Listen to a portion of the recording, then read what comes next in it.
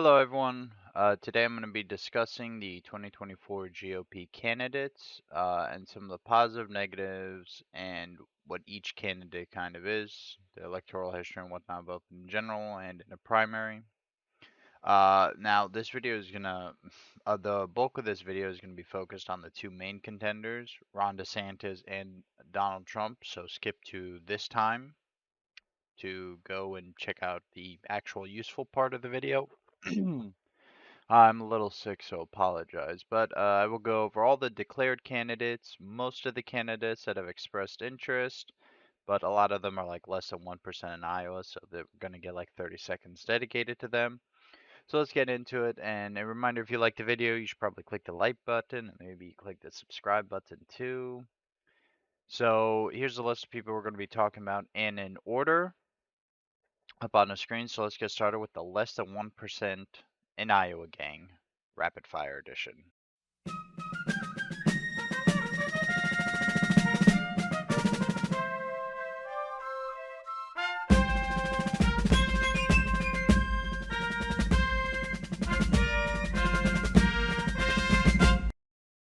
All right, starting off the list of the less than 1% in Iowa gang, or the dropout before the primary begin gang, we're going to start off with Larry Elder. Larry Elder has suggested a possible 2024 run for president.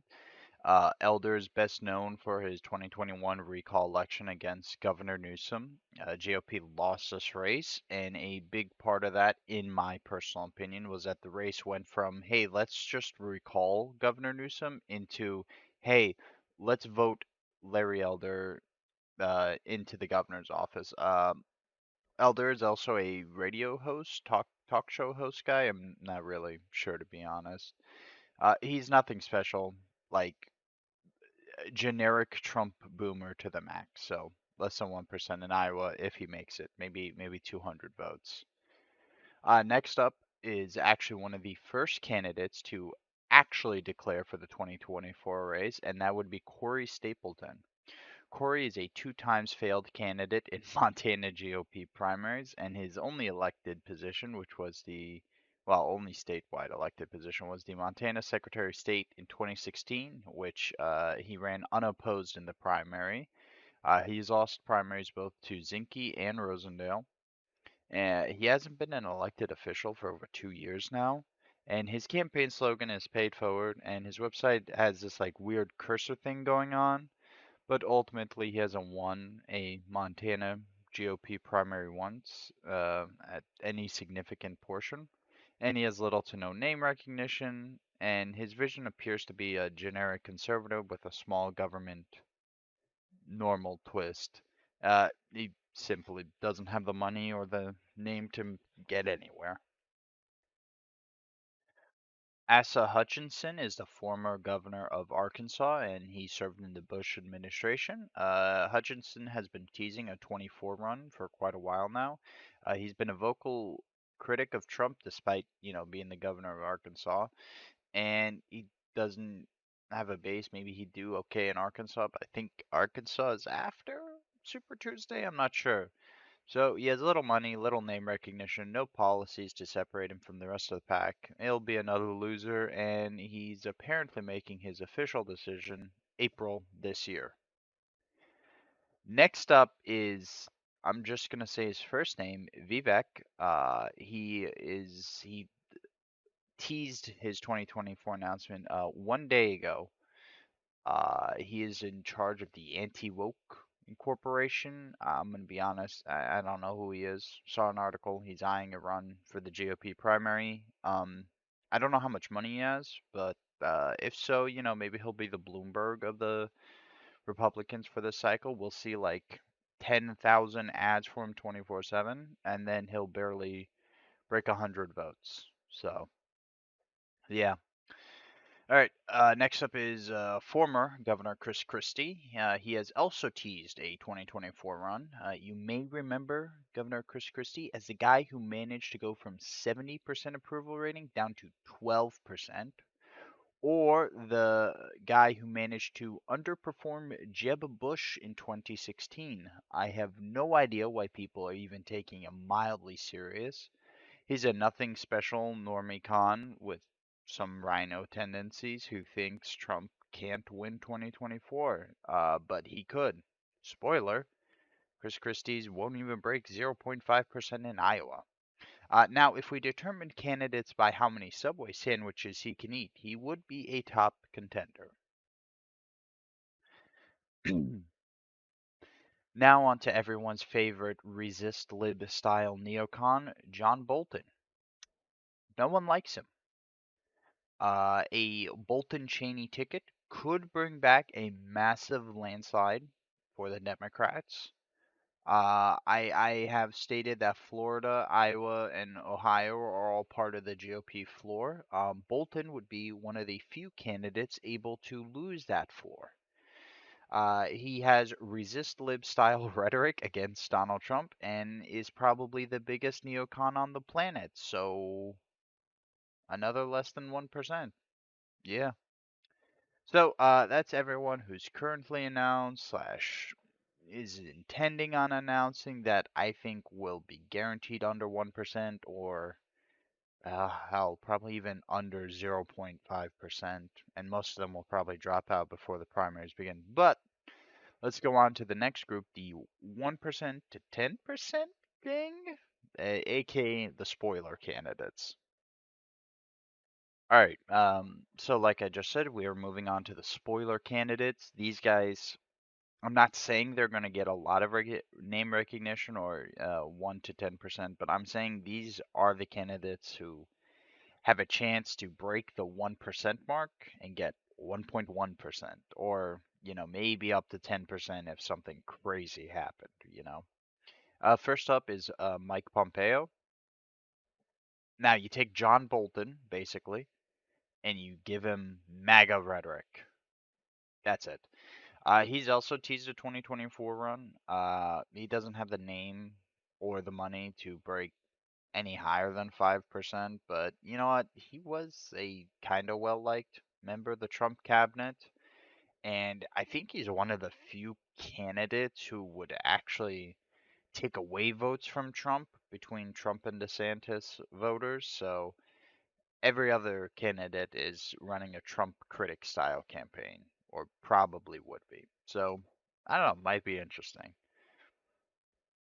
Next up is Sununu and Hogan. I'm going to tie these two together because they are going to run the exact same race. They both won blue states with high margins and had high approval ratings. And they're going to say, oh, we can win the general election and Trump isn't the future of the party.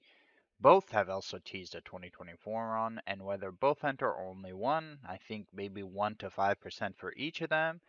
And if both or either of them enter, they are helping Trump by taking away Ron DeSantis voters. So they're going to basically be the exact same person when it comes to the 2024 campaign trail.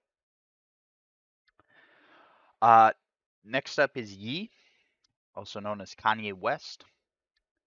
I don't know what to say about him. He might run as a GOP or as an independent. He's a former rapper turned into something, definitely. I don't know what percent of Iowa's voting base is gropers, but if instead of Iowa it was Idaho, he could reach up to 10%. Man is a wild card.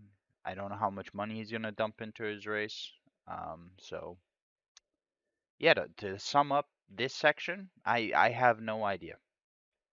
But now let's get into the next set of candidates, the sort of real candidates. I think these next three candidates could get anywhere from 5 to 15% of the vote, but they themselves have no chance to actually win the primary as a whole.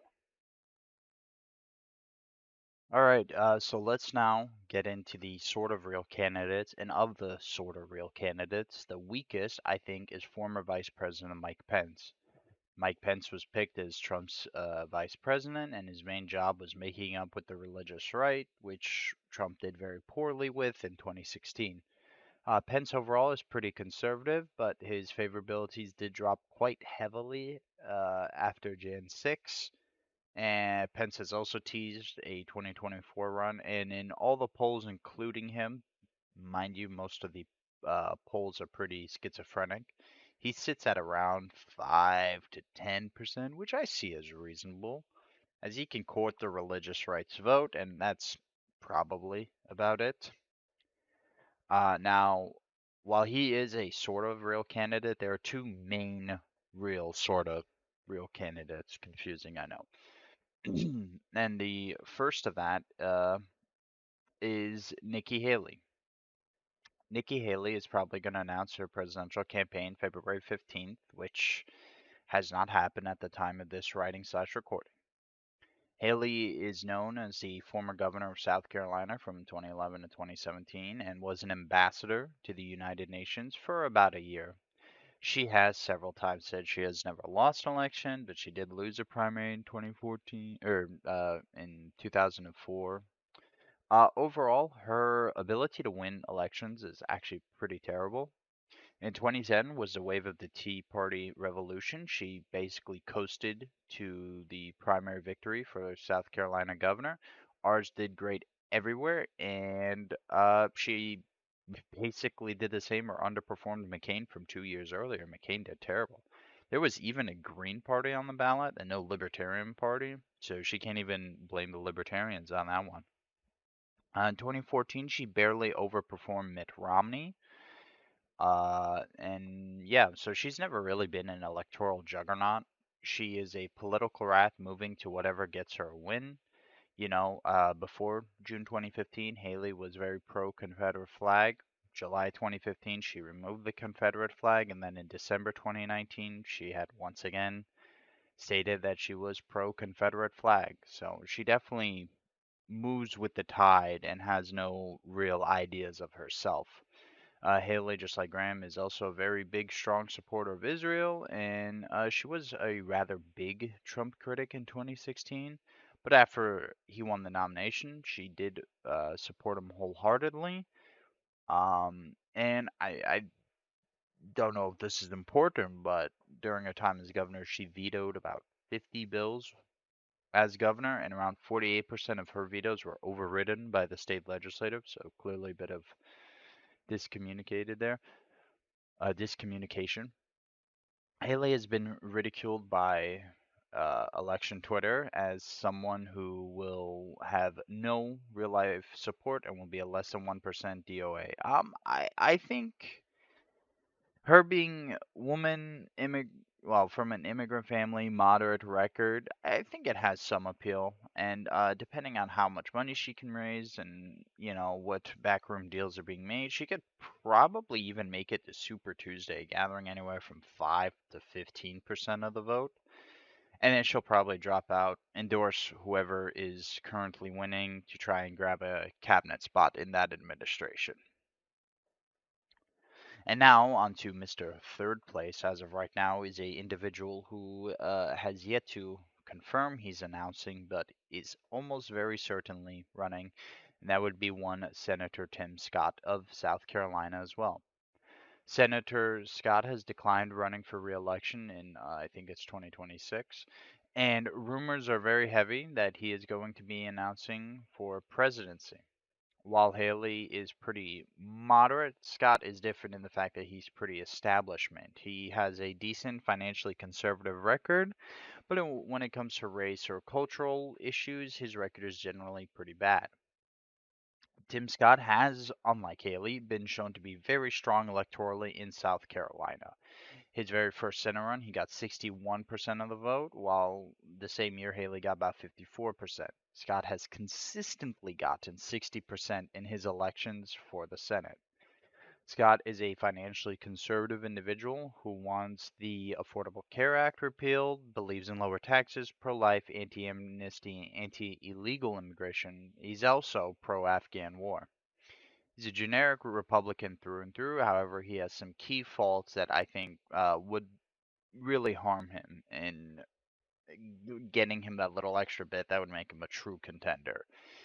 He has bucked two of Trump's judicial picks. One of them was due to a letter from the 1990s, which he had, and I quote Tim Scott, bigoted language while he was a student at Yale. The other nomination that he stopped was a man who was part of the NCGOP efforts to suppress black votes in the 1984 and 1990 elections, from what I quickly gathered on the Wikipedia thing.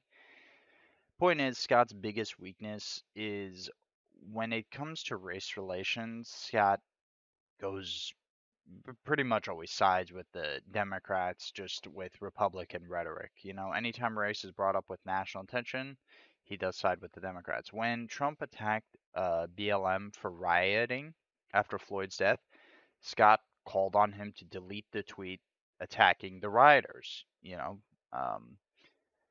However, in the end, Scott does have some appeal. He's always done well in his elections. He's a very good pick for the establishment to support. I think towards the end, I think Scott could maybe squeak by and win a general, but I don't think he has the oomph to be able to win the primary. I don't think people are interested in him enough, and with the way the GOP primary voting bloc is moving more towards culture war issues, his stances on culture war make him weaker, and the generic conservative financial policies aren't as strong as they once used to be. I think he'll be the Kasich of this cycle.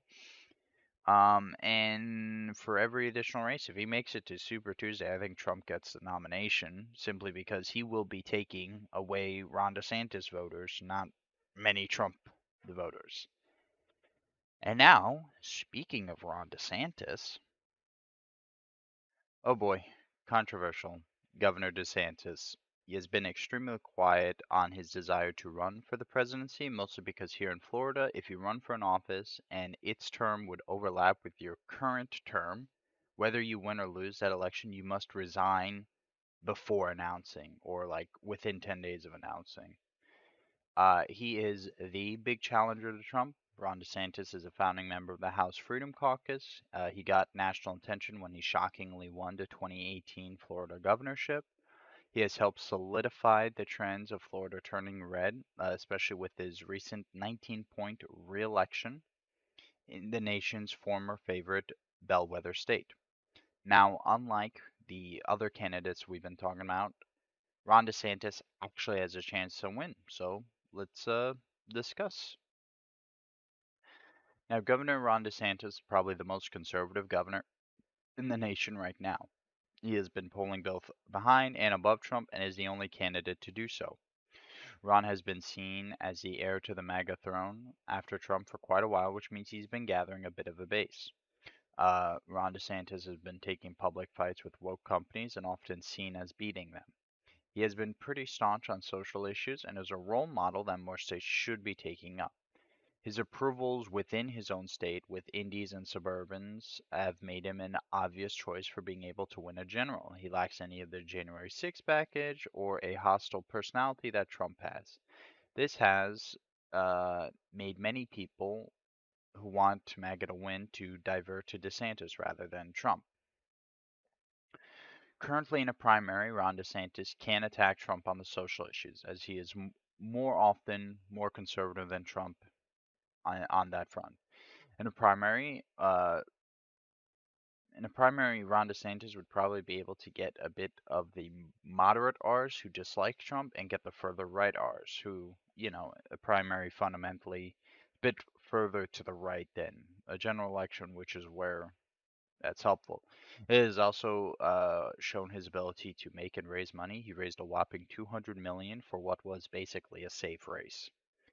If able to win a primary, as I said earlier, his current approval ratings with the indies and the suburbs would make him a force to be reckoned with, especially in the key states of Arizona and Georgia. He doesn't he doesn't repel the Trump 16, Biden 20 voters and Republicans who live in the suburbs. He doesn't repel them unlike Trump. He is also quite young, being a strong contrast to both Biden and Trump, which many would see as a benefit. He's also used quite a bit of executive force in Florida, showing he knows how to use power and he is willing to use it. For example, African American AP studies were pulled due to Florida's guidelines. And while all this sounds positive, I do think there are some staunch negatives which need to be addressed if he actually wants a chance to win. Let's discuss. RDS's current coalition is a coalition of moderate R's and the further right R's. That is not a stable coalition because as soon as Scott or Haley, start get going, get some ads, I believe they're going to instantly jump ship for them, which is just less voters for Ron DeSantis.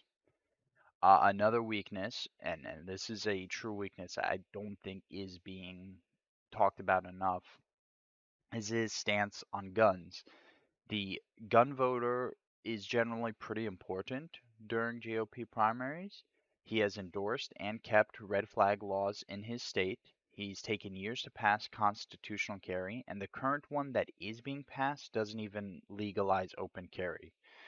Overall, his state is very weak on gun rights, and gun single issue voters might be more compelled to go with Trump. I know Trump banned bump stocks, and I know Trump at one point did endorse red flag laws, but he walked them off both of those kind of quickly.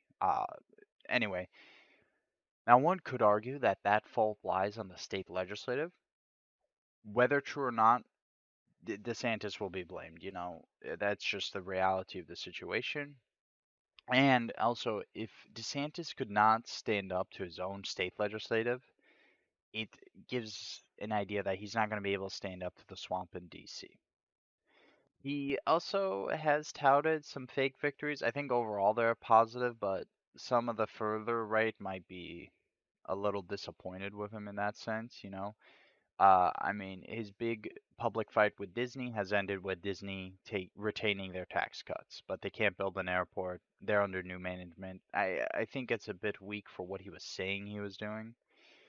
Governor DeSantis also did remove Confederate statues. Yes, it was legislative signed by Rick Scott, but he still went through with it instead of trying to argue that we shouldn't do it or we should keep it the way it is. That's actually one of the few points that Trump, I would say, is further right on. Um, I'm not entirely sold on the idea DeSantis appeals to the white working class rural people that often felt ignored by the system. Um, I don't ask me why the billionaire from Manhattan appealed to them so strongly, but I feel like a Yale politician won't. Don't know yet.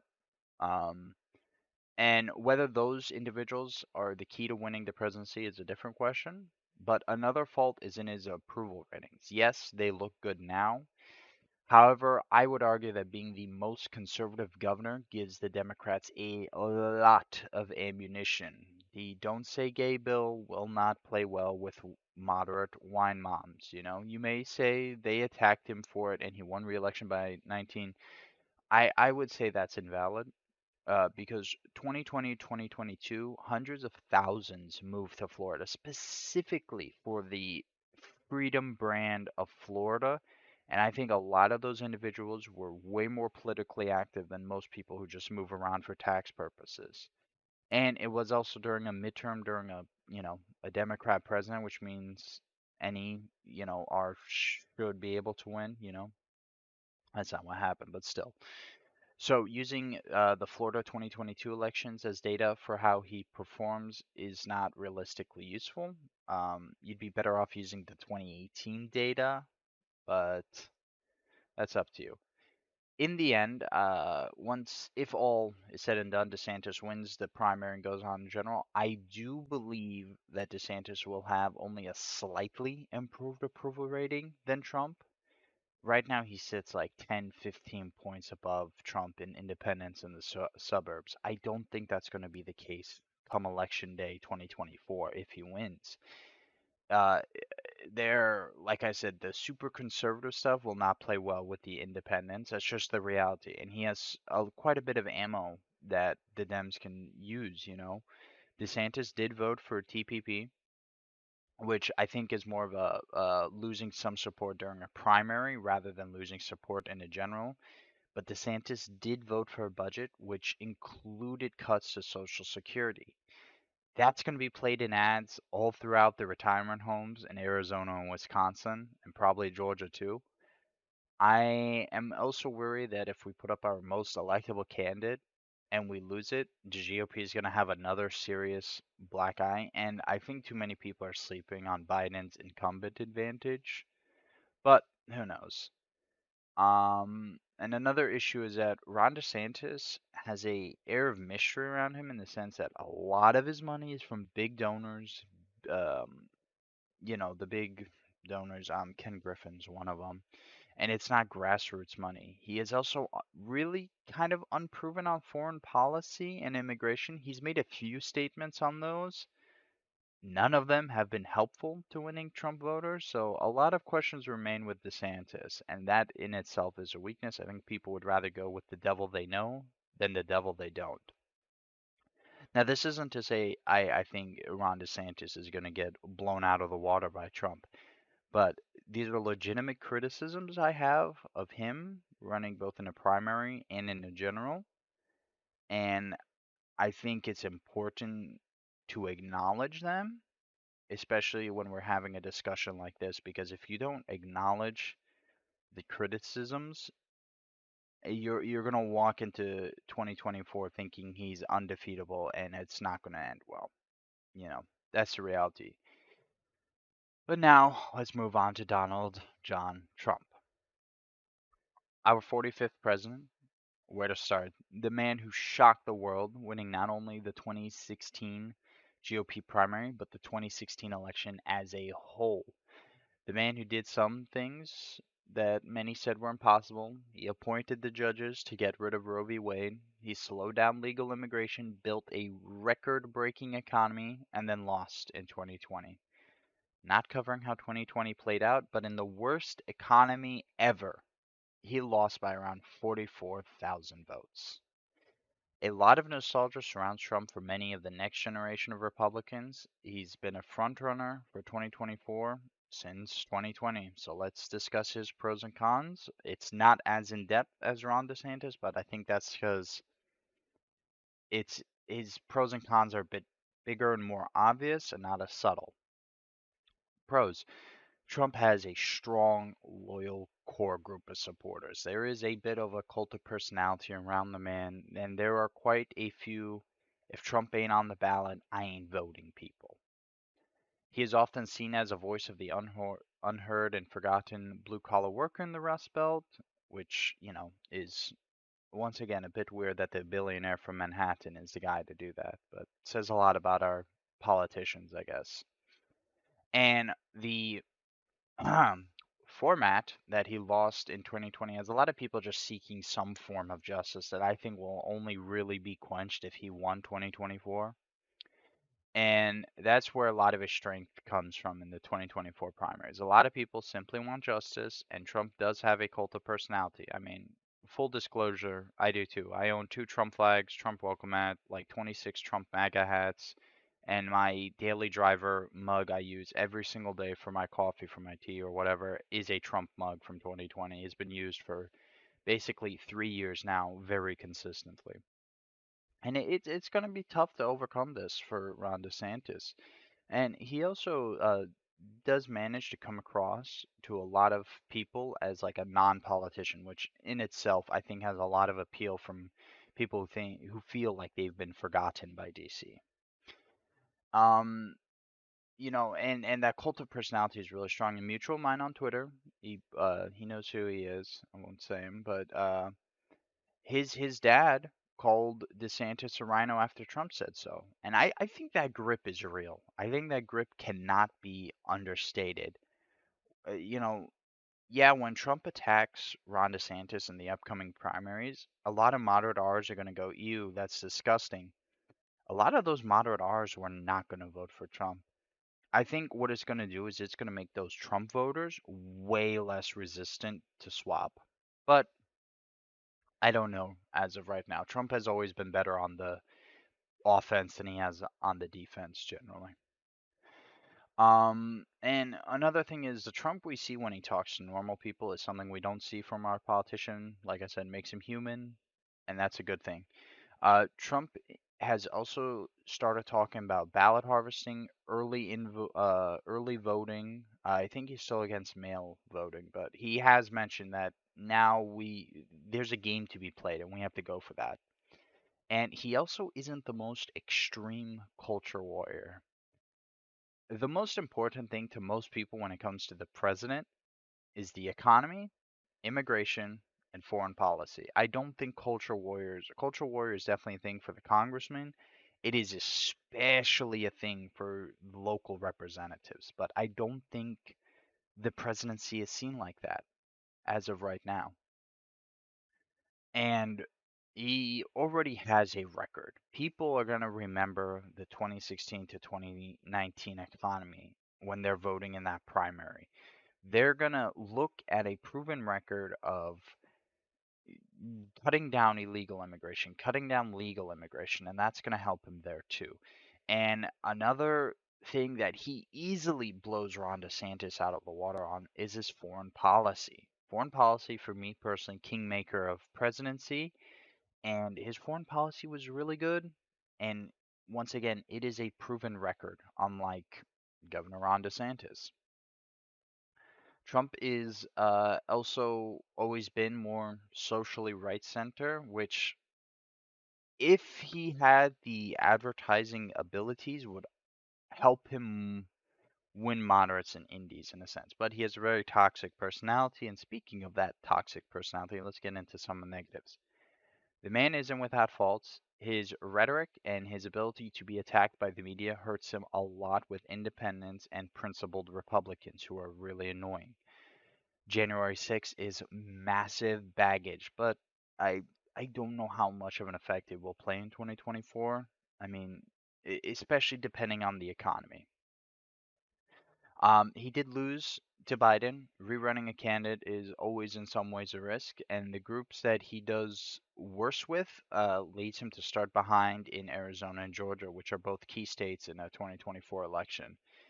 And that basically sums up his general weaknesses, his general election weaknesses, is he is toxic to the suburbs and the indies, and he doesn't have the ability to outraise the Dem war machine that's going to be the reality of the election.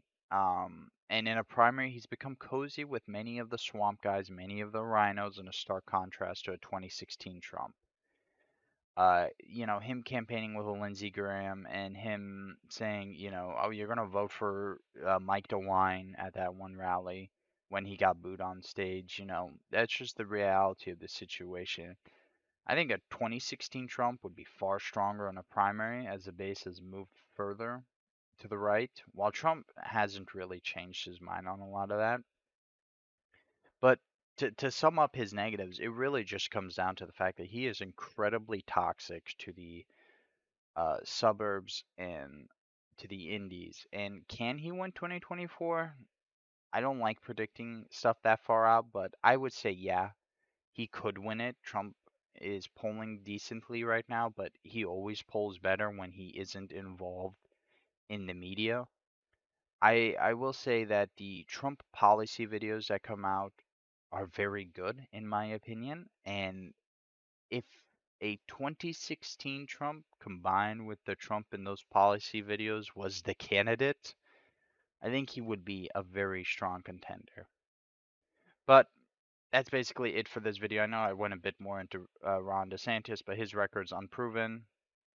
For the record, I do currently back Donald Trump for the election, and up on screen is a vague guess how the Iowa primary will look. I think this is a Trump win. I don't know. I don't know enough about Iowa politics, especially Iowa 26 or Iowa 2024 presidential primary politics. I don't think any of us can make a adequately accurate enough map because a lot can change very fast in politics. So this is where it currently stands. I hope you enjoyed the video. Like I said in the beginning, if you like, please click the like button. If you really like, maybe click the subscribe button. More videos are on the way soon. And make sure to follow me on Twitter at William Tafstan. Thank you all and have a wonderful morning, afternoon, night, whenever you're watching this.